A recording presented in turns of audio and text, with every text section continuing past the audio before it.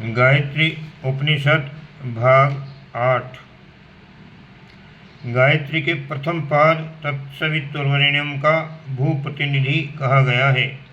3 विहार्थियों से भू भूवस्व से गायत्री के 3 पद आविर्भूत हुए हैं। भू कहते हैं पृथ्वीलोक को। पृथ्वी को पृथ्वी के निवासियों से ऋक् को ज्ञान से संबद्ध किया।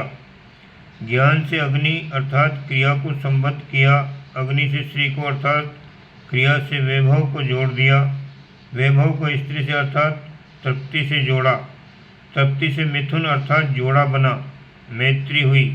मैत्री से प्रजा अर्थात बहुजन संबंध स्थापित हुआ। बहुजन सहयोग से कर्म हुए। सत्कर्मों से तप के लिए साहस बढ़ा। तप से सत्य मार्ग मिला। सत्य मार्ग से ब्रह्म प्राप्ति हुई। ब्रह्म प्राप्ति करने वाला ब्राह्मण कहलाया। ब्राह्मण ने व्रत को अपनाया, आदर्शवादी आचरण की प्रतिज्ञा की। इस प्रकार जिसका जीवन आदर्शवादी आचरण की प्रतिज्ञा से ओतप्रोत है, वह ब्राह्मण सुतीक्ष्ण, परिपूर्ण और अखंडित होता है। उसकी तीक्ष्णता में, क्रियाशीलता में, पूर्णता में कुछ भी कमी नहीं होती। उसे कोई खंडित नहीं कर सकता।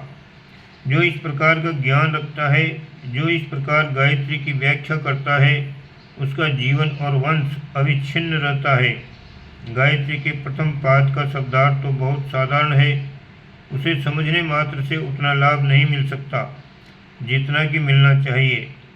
ब्रह्म ने श्री, प्रतिष्ठा और ज्ञान रूपी तीनों रत्नों का जिसे अधिकारी बनाया है, उसे गायत्री से घेर दिया है।